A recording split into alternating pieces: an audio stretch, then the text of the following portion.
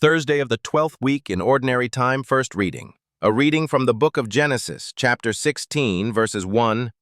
Then 15 through 16, Abram's wife Sarai had borne him no children. She had, however, an Egyptian maidservant named Hagar. Sarai said to Abram, "The Lord has kept me from bearing children. Have intercourse then with my maid, perhaps I shall have sons through her." Abram heeded Sarai's request. Thus, after Abram had lived 10 years in the land of Canaan, his wife Sarai took her maid Hagar the Egyptian and gave her to her husband Abram to be his concubine.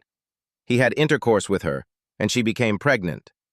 When she became aware of her pregnancy, she looked on her mistress with disdain. So Sarai said to Abram, "You are responsible for this outrage against me. I myself gave my maid to your embrace, but ever since she became aware of her pregnancy, she has been looking on me with disdain. May the Lord decide between you and me." Abram told Sarai, "Your maid is in your power. Do to her whatever you please." Sarai then abused her so much that Hagar ran away from her. The Lord's messenger found her by a spring in the wilderness, the spring on the road to Shur, and he asked, "Hagar, maid of Sarai, where have you come from, and where are you going?" She answered, "I am running away from my mistress, Sarai." But the Lord's messenger told her, "Go back to your mistress and submit to her abusive treatment.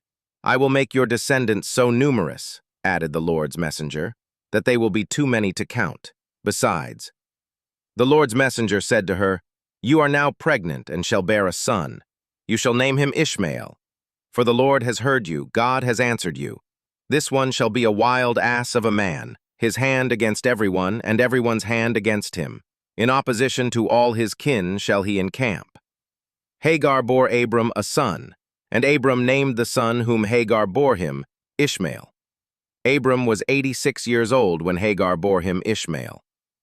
The word of the Lord. Fans be to God. Responsorial psalm comes from Psalms chapter 106, verses 1b. 5. Our response is, "Give thanks to the Lord, for he is good. Give thanks to the Lord, for he is good, for his mercy endures forever. Who can tell the mighty deeds of the Lord, or proclaim all his praises?" Give thanks to the Lord, for he is good.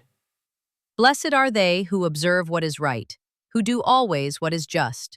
Remember us, O Lord, as you favor your people. Give thanks to the Lord, for he is good. Visit me with your saving help, that I may see the prosperity of your chosen ones, rejoice in the joy of your people, and glory with your inheritance. Give thanks to the Lord, for he is good. Alleluia. Alleluia, alleluia. Whoever loves me will keep my word, and my Father will love him, and we will come to him. Alleluia, alleluia. Gospel reading. A reading from the Gospel of St. Matthew chapter 7, verses 21-29. Jesus said to his disciples, "Not everyone who says to me, 'Lord, Lord,' will enter the kingdom of heaven, but only the one who does the will of my Father in heaven. Many will say to me on that day, 'Lord, Lord, did we not prophesy in your name? Did we not drive out demons in your name? Did we not do mighty deeds in your name?' Then I will declare to them solemnly, 'I never knew you. Depart from me, you evildoers.'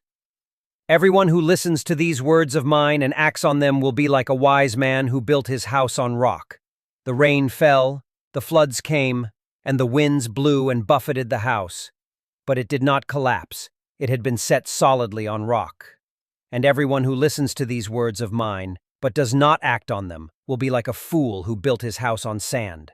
The rain fell, the floods came, and the winds blew and buffeted the house, and it collapsed and was completely ruined."